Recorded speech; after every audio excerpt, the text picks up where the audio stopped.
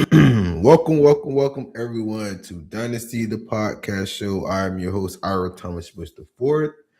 And I just want to say thank y'all for listening, tuning in. Today is going to be a very powerful show. It's called Elite Freestyle. It's the part two. I've done one before where I just come in, I wake up and I just do a freestyle.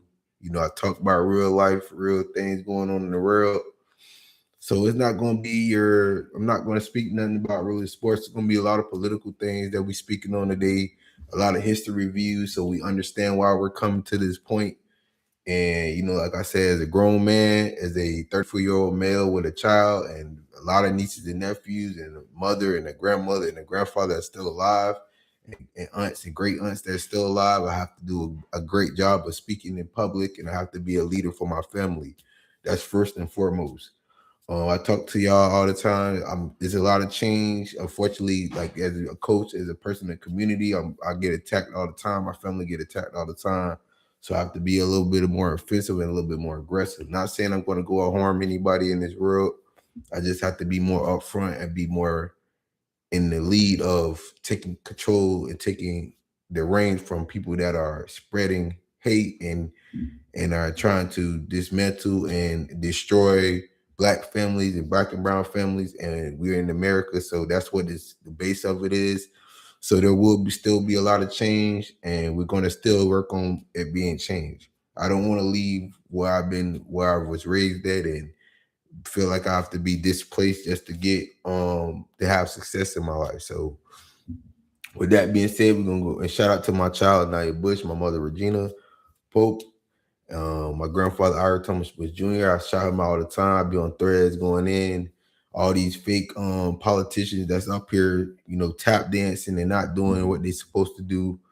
I can complain about it in personal life. I know he's not somebody that complains, but as a grandchild of his, I have to make sure they remember and remind them who actually was out here fighting for and serving the community for so long, and they can't overshadow this with hate and put a stain on my family's legacy, and it's not going to happen with all this chaos going on with all these stupid ice raids and people trying to change the rule and bring it back to segregation. So that is going right into it. I'm gonna give y'all a quick history lesson. I was gonna play y'all what's went on today. I think they're trying to make people like me come out and go against the who supposedly is the leader and the president of this community, of this country. But again, the racism and the bigotry and the hate for black and brown people and the reason and the disdain in his whole aroma of not being more powerful than a black man has risen to the top and has shown to the whole world. So we're going to I'm going to talk about what went on today or early this morning or late last night, whenever it dropped and whenever it put out. And then I'm going to give y'all a quick history review of why they were the reason why this and this happened and how they needed our help first and we didn't need their help. And I talk about that in sports. I talk about that in just how the rules and regulations are formed now, because we're still voting, we're still going out, we still try to do everything the right way. So we're going to play that real quick. First, I'm going to give y'all a definition. Segregation, the action and state of setting someone or something apart from others. Now, I'm gonna leave that there. Now I'm gonna give. I went online, and it's all this information is already given to us. It's not my first time being. I was big on history when I was in school, so I tried my best to remember the definitions. I tried my best to pay attention to the teachers giving the assignments, and I definitely did my classwork. And that's all I could say. To go right into, I'm gonna read this quick spiel. I don't have a lot of time today. I came in a little late, but I woke up and it was a whole bunch of stuff trying to get going, and I'm not going for it. I'm not the one to sit around. I wish I was still coaching in the capacity I was when I was 18, 19, 20, 21. Shoot, all the way till I was 25. I was very active full time. unfortunately, as an adult, you have to it wasn't mostly it was a lot going on behind my back to get me to stop. So, and I tell you, and that was in the biggest way. So we're gonna go right into it. I'm gonna read this. It comes from civil rights teaching.org, and then I just looked up desegregation, and that is when they decided to put black and brown people in classes. They were allowing people, they used to have white restrooms and black restrooms. And this was the time. This was while my grandparents was still children and teenagers and young adults, that they decided to put segregation. This is when my mom was in elementary school and my dad was in elementary school when they decided to desegregate. So this has not been that long, and there's still a lot of that white supremacy and white power energy going on with the person that supposedly is in charge of. Well, I wouldn't call him in charge. I would just say he's supposed to be the spokesperson for the United States of America, which is not doing a great job because they're going backwards and they're not going forward. So we're gonna go right into the history review. Like I told y'all the website is again civilrightsteachings.org, and I looked up desegregation, and I'm going to read the introduction because I'm not here for a history like full lesson. It's going to be quick today. I have a lot going on that's happening in 2026. This happened in, I believe, this is what 1950. They were talking about it. They were trying to change. So we're going to read quickly. It's going to tell you when they started and all that stuff going on. So we're going to talk about it. And I'm just going to read it out loud. Shout out to the people who made this introduction. Okay, let's go right into introduction to desegregation. Throughout the U.S. history, communities and colors have fought for their right and equal access for human dignity and equity. Desegregation in public schools, transportation, and other accommodations involved more than court cases, legal victories. Desegregation was long and ongoing struggle led by the student, parents, and everyday citizens who experienced or saw injustice as U.S. segregation, which was they literally had right before desegregation, they had segregation. And I will speak a little bit about those court cases that were set for segregation. I have them already. I put them up, so I'm not going to spend too much time of being separate. I'm trying to inform y'all that that's what they wanted. And when they can't enslave minds and they can't enslave you to do what they want to do, they want to start creating chaos. So that is what the problem is right now. They already separated. They had it separated. They didn't work out for them. If you ever watched this movie called Rosewood, I think that's what it's called. It's a great movie. It's based out in Florida. I'm from a real Floridian. My mother's side is Floridian throughout, and I'm pretty sure my mother's father is based a lot in that native reservation and that time period of being in Florida. So in my dad's side, and my grandmother's side, they're in the Midwest and to the East Coast as well. So they a little bit farther out, so it was a little bit different over there. And it's a lot I could talk about my family. I have to sit down with them. It's not really nothing they could say much because I think I do a pretty good job of being informed and educated. So it's like they have to just live on. They have to enjoy their time on this earth without creating. But that's my time to speak up. So that's why I speak for them. And I don't. And I'm not a perfect person. I don't want to be portrayed as nobody perfect. But I know I'm a great person, and I'm not tainted, and my soul is not tainted to tell the truth. So that's one thing I do know. So let me continue. There were not interested integration of desire and mingle socially or otherwise with whites, but to break and reconstruct institutions and force people of color into positions of poverty, illiteracy, and political powerlessness. And Charles Payne states in The View of the Trenches, white supremacy is more accurate description of what the system was about. Segregation is the way apologists for the South like to think of it. It implies we're not doing anything to black people. We're just want to keep them separate from us. It was most innocent face one could put on that system when we use the term as a summary term for what was going on in the South, we are uncon.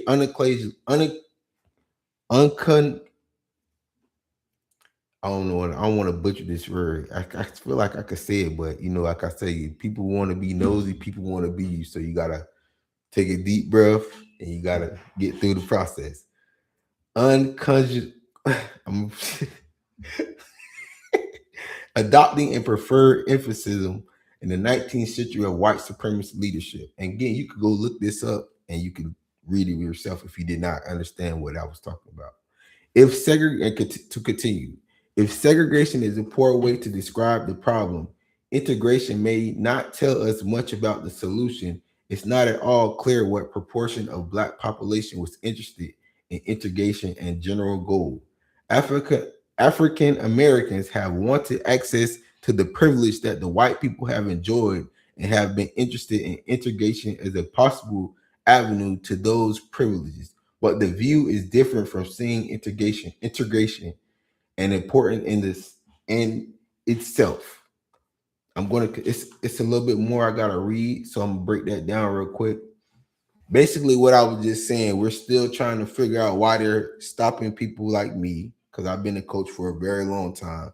I've been in all types of I've given so much back to the community, far as community service, far as giving time, far as giving out a lot of knowledge and just being technical, teaching people technique on how to achieve their ultimate goals, whether it's education or athletics. So, and I'm only 34, and I know I'm doing a great job so far. My children are still great students, and I ain't worried too much about what I've done. Like, that's not an issue for me. It's the masses, it's the control, it's the attack on the intellectual property, it's the food that they try to go out here and put in these students in these schools, and the school boards have all these demonic and institutionalized ways of slowing down the African American community and the Hispanic community and the Hispanic community.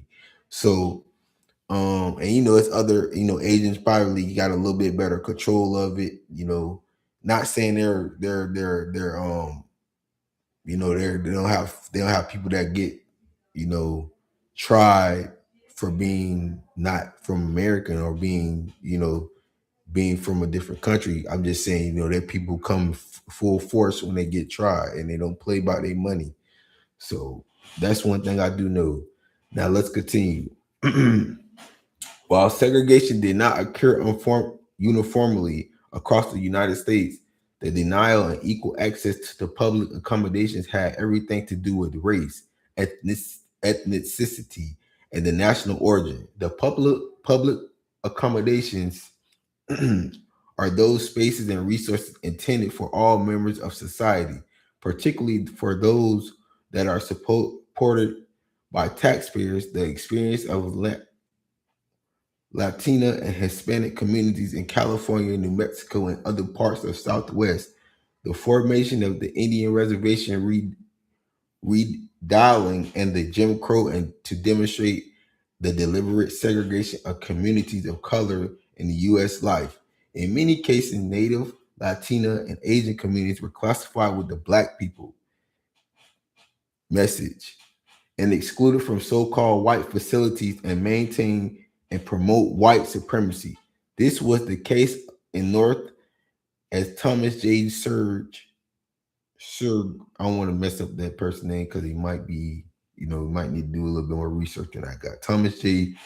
I'm gonna spell it out. Sugrue. I don't want to say it wrong, so that's how you spell it. Eloquently described in Sweet Land of Liberty and the Forgotten Struggle and Civil Rights in North. Rosa Parks is often heralded as the first person to challenge Jim Crow transportation. Others note that the teenager Claudinette Colvin preceded her. While both women were brave actions and his history of resistance is much longer, 20 years before the start of the Civil War and another 100 years before the Montgomery bus boycott. Frederick Douglass and his friend James Buffum refused to leave the segregated car in 1841. Their refusal inspired similar actions that temporarily granted equal rights for black citizens. Temporarily, they said, for granted equal rights for black citizens in public accommodations.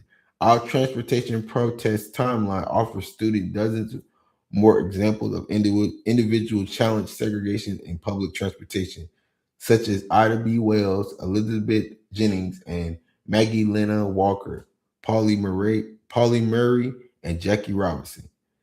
There are hundreds more stories in the traveling black story race of resistance. I'm gonna write that down. I don't really need to. I'm gonna stop right there. It's not that much left. I'm gonna finish it off.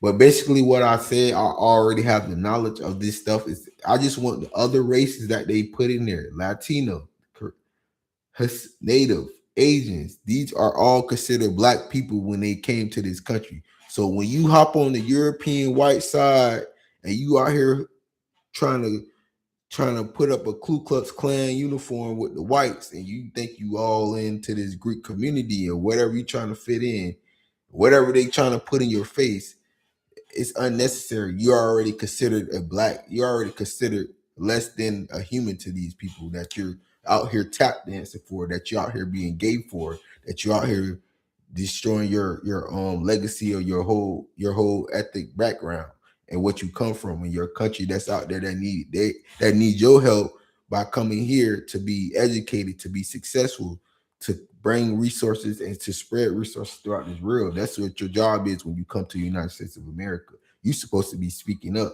You're not supposed to be trying to fit in. And you don't have to do anything. We come with more power than you think when we speak, when we're on these athletic fields. You don't have to hold your head down. You actually got to be more mindful that we've been here just as more longer than you, and we were enslaved way improperly than you think. They will never tell you or show you, but they're putting it on display. They're attacking Hispanics now, and I can't do nothing but tell y'all to work with me so we can get things done, because we still get treated poorly when it comes to resources, and they give y'all resources just to go against us. So if y'all want to take it how you leave it, this is me speaking in public manner about that situation. That's in 2026. Now let's continue. I'm gonna finish it out. I don't want to spend too long on this. I got other stuff I want to queue up and let y'all listen to. Rosa Parks is often heralded as the first person to challenge Jim Crow transportation. Others, okay, I read that. I'm good. Before Brown versus Board Education in 1954, the Lemon Grove case in 1930, the Mendez Westminster School District case in 1947 challenged segregation in education. The Mendez case was brought to 5 families who were unwilling to accept second-class citizenship for their children. Scholarships on Native American history, such as Denise E. Bates' book, The Other Movement in Indian Rights and Civil Rights in the Deep South, has brought a light to the political mobilization of Native Americans communities' role in internal state commissions in the U.S. South after World War II, even before the 20th century, as David Adams showed the education of extinction in American Indians and the boarding school experience 1874 to 1928, and the Native American students pushed back against the government schools throughout acts of resistance. Now, the 100-Year War this is so important because I'm from Florida and I have real Florida roots and real Native roots. And I don't care how y'all look at my skin color. I actually know how my mother and my grandmother look. Y'all can say what you want to say. And I got a whole bunch of cousins and my little sister. We all can fit right on in with the people that y'all see that they depict as Native Americans. So I don't know what people want from me. But my grandmother Ernestine as well. She's ascended already. My father, when he had all his hair, I don't know what to tell everybody. My grandmother, my great grandmother, my grandfather's mother, all us could fit right on into them tribes. And I ain't making that up. That's just from my standpoint, my inner family. So my great grandmother Rose, just for history for y'all, for family purposes, and my great aunt Joanne as well. She's still alive and well. I just want people to understand that that's what African Americans and natives they they actually had children, and then that's when they just started saying black. So they're just, I'm gonna write these. Those are the books that, you know, those are the examples of the education, which is what I'm mostly on right now. I'm 34 years old with all the children. My child being in school, my nieces and nephews still being in middle school, and elementary. So that's basically how it's gonna go. Now, I'm gonna write those books down because I'm gonna read those books eventually. I'm glad that they have those. It's gonna take a quick second. We still live. So sorry for that. I'll come back before I leave. Let's continue.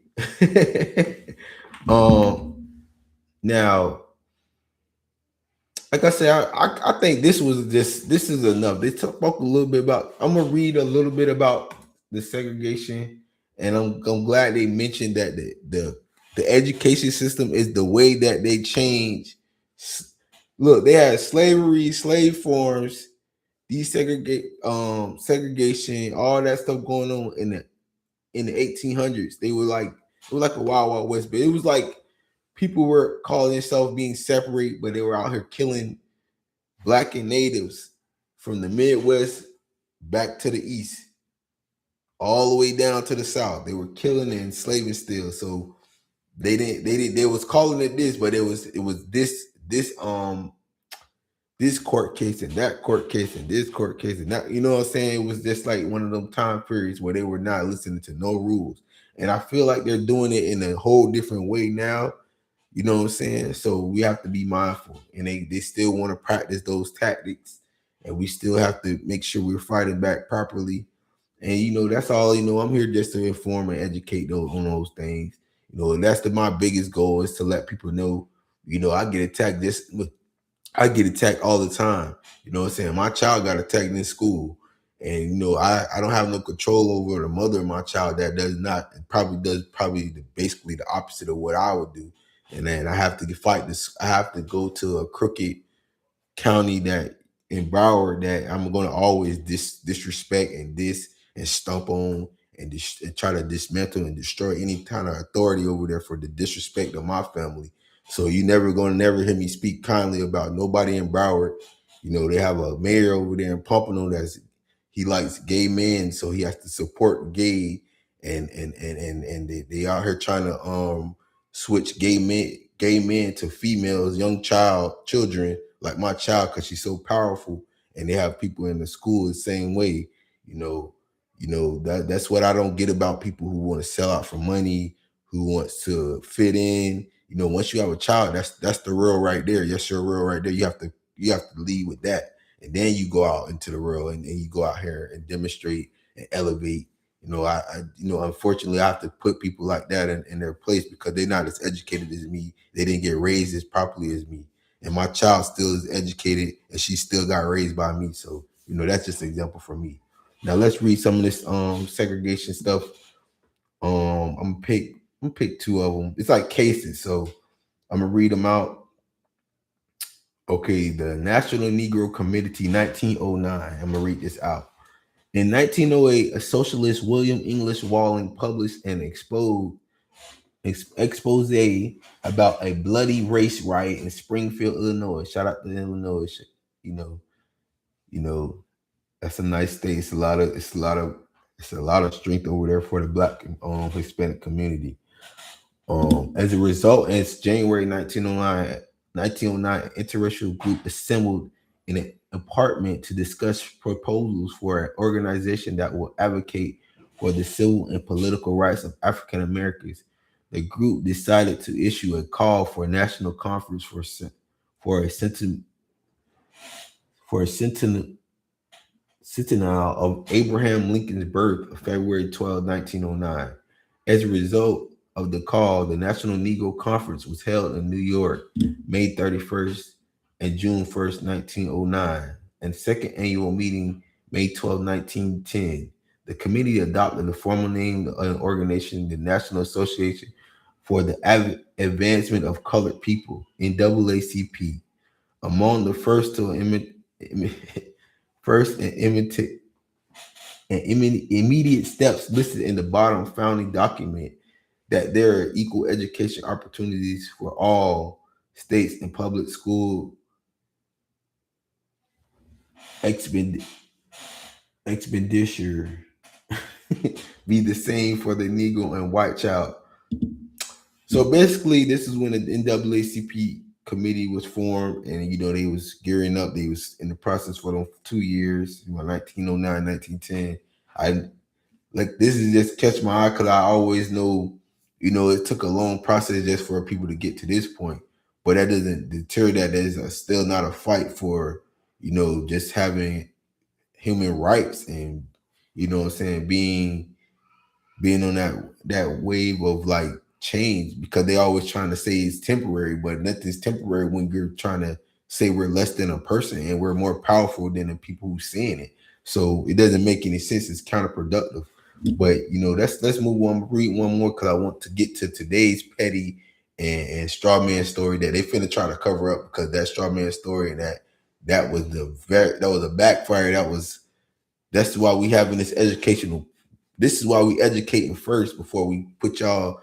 Before I give you this nonsense and this bigotry and this Ku Klux Klan activity. You know what I'm saying? Broad daylight from the person they call the leader of this country. Let me read one more. Murray versus Maryland. Now, let's go right to it. This is the last one. It's another than NAACP. This was farther down, I guess, after they got a little rank. So we're gonna read it out. While practicing law in Baltimore, Thurgood Marshall worked diligently to amass black teachers' salary cases for the NAACP. He also urged Houston to take a Murray versus Maryland a stronger prospect than a Holcutt case. The plaintiff Donald G. Murray was a highly qualified Amherst graduate who had been denied entry to the University of Maryland Law School. In 1935, Houston consisted of and argued the case with Marshall in Baltimore City Court before Judge Eugene O'Donnell. The judge ruled that Murray had been rejected solely on basis of race and ordered the university to admit him. Murray became the first black graduate of the university's law school in 1938. Boom. This is a great example of just being black and them trying to keep you out of this. Now, this happened to me for real in Florida because, I tell people all the time, I started coaching right after high school. I started my first year was, this is how I went. My first year, it was Little League. And then this was, and this is me being honest about my whole coaching, the beginning of my coaching. I talk about it now because I'm not, it's past. It's past 10 years. I got people that will be in the Hall of Fame in Palm Beach County Hall of Fame for athletics. This is me telling them how it goes. I was 3 times the all-star coach. I wasn't the head coach, but I was definitely the head assistant. My front O-line, D-line was the number one. We won the game because of that. So you know what I'm saying. I'm standing on that. I don't care. I was 2 for 1, but it wasn't my fault. We ain't win one of those. I always talk about that as me being petty. But I've been stopped. Palm Beach County School Board is some of the most racist. Some of the most. These people took. They eliminated my whole existence as a coach in the school. I have pictures with all type of football players. These people act like I wasn't even coaching. I'm at your all-star games. I'm at the Little League games. I'm coaching at the highest level. These people act like I didn't even do that. You know what I'm saying? This is what the problem is when they try to erase history. That's some of the most improper thing you could do. You know how they go to Africa and Asia and all these places with these big statues, and they start deframing, start messing up some of the rarest and the most historic, how you do it? I call it art. But you know what I'm saying? These statues are giants and some of the most powerful being. I don't think all of them, because it could have been, people practicing certain, but that's how they wanted it to be depicted. They want to smear you. And I'm not going for it. I talk about it all the time. I'm just shocked that they did so much, and it was so flagrant. You know what I'm saying? I didn't get, it was so foul and flagrant what they've done. So we're gonna move on. That's just a few incidents, and I always talk about it's still stuff going on, and it's just me speaking on the truth. But let's go right into now, the 2026. We're gonna go talk right about the person that's supposedly lead. I don't even want to. This is gonna be the only example because I'm gonna speak on the two things, but I'm not gonna play it because they just had an incident with ICE. They keep trying to put ICE in the forefront, and I don't get why they're doing it. But we're gonna give you a little petty. We're gonna stay on the course of racism and people destroying powerful black people that is historically powerful, and that have caused created a lot of change for Black and Hispanic people, and also in the Asian community as well. So I'm gonna give y'all my quick spiel. I'm gonna let them do their little 5 minutes, and then we're gonna actually wrap it up for the day. We're not gonna go too much, and I think the history was great, and I think this me leading into this is what it need to be discussed. So basically, Trump put up pictures of supposedly former President Barack Obama, who this man does not know how to leave someone alone, which is understand. These people are still out here doing his job, basically. Especially First Lady Michelle Obama does a lot. She speaks openly a lot. She has a lot of stuff. Hopefully, she has something going on in March I can attend, and I can shake her hand or even ask her a few questions. And if I could get the money to do it, I will. It's cost like over $1,000, which is worth it, which is is a value to me because I don't mind. I was unfortunately the first go around. I did not get to vote. I was 17, and the second go around I did vote for him, but it's not a big deal. He was already gonna win, so I just did what I was still young. I didn't put too much energy in it. I was still listening. I was still coaching and rapping. I'm chilling. I'm hanging out as a young adult. I'm not hanging out meaning I ain't being responsible. I'm just saying I wasn't involved into something that I knew I was going to be involved in, which it was already kind of part of the plan. So let's play it out. The disrespect of a president now, and then the disrespect of a real president.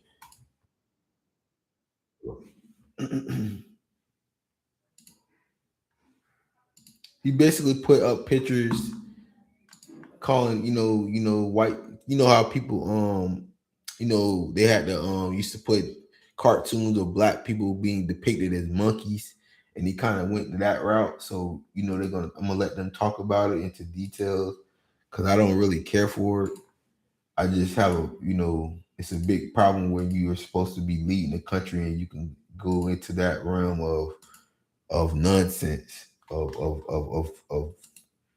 it's unnecessary to even go after these people, but we're gonna let it play out.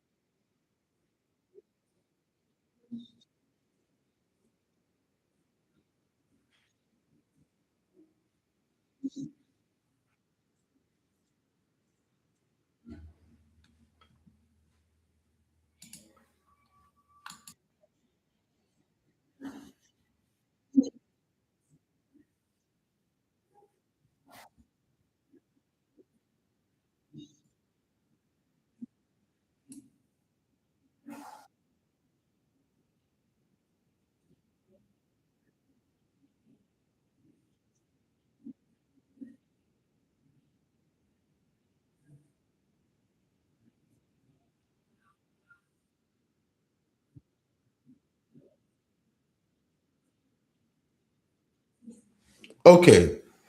Basically, they want to keep their job. They ain't gonna do too much. I ain't got no job. This is what I do for a living. This is what I love to do. This is what I'm going to do. This is why what I'm doing currently, without announcing anything, this is why I'm going up there. This is why I ain't got time for nobody tap dancing in no Maryland, Virginia, Washington, D.C. area where my family's still there.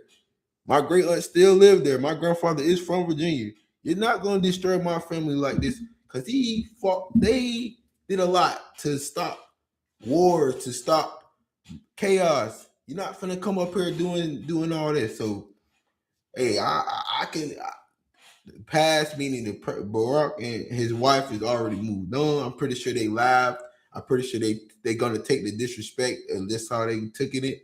I'm pretty sure he actually has to understand this man still got African ties, and you know, even if his ties are not as strong, I guarantee his children's ties are, and his wife's probably still is, because he had to take the fight as far as being the president and go up there and see how destructive and white Ku Klux Klan, white supremacist that being their president had to be, because he had to eat a lot of he had to digest a lot of that negative and move and not he couldn't dwell in the pettiness. He probably could be petty right now. He does not have to do nothing he doesn't want to do. So good luck to that guy that's the president, because I'm pretty sure all the presidents that's alive probably like Barack way more than him. And he already had an issue when he was not president. He was in court. He was, you know what I'm saying? He got a lot of stuff going on. So when his time is ticking, I don't know what he got going on. I don't know if he want to create enemies and cause that kind of separation. He claims it wasn't him, but that's not an excuse to keep it. You on social media all day.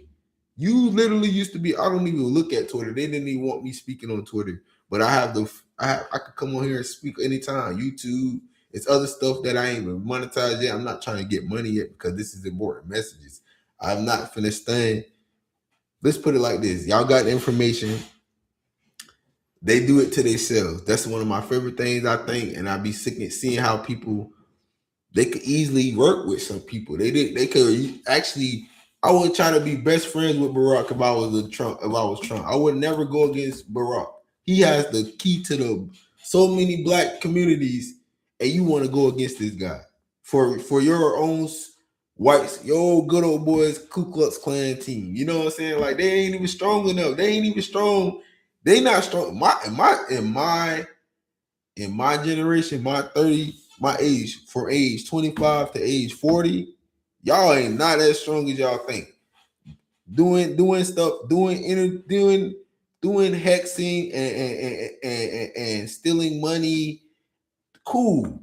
But in the reality, you flick that TV on there, you see all these strong, powerful men running and jumping higher and faster every year.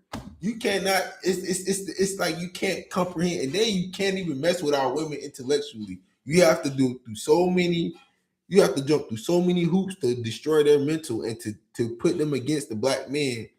It's not even if I gotta talk like this because I have to make sure they stay aware of these tactics that they do. They'll throw all the money at some of our smartest females, and and they'll get them going against us, and all these tactics that I'm seeing happen to people that I deem as worthy of, being leaders of, and just coming down, so it's always gonna be somebody that's gonna be better than them when they start selling out, but that's them, that's on them.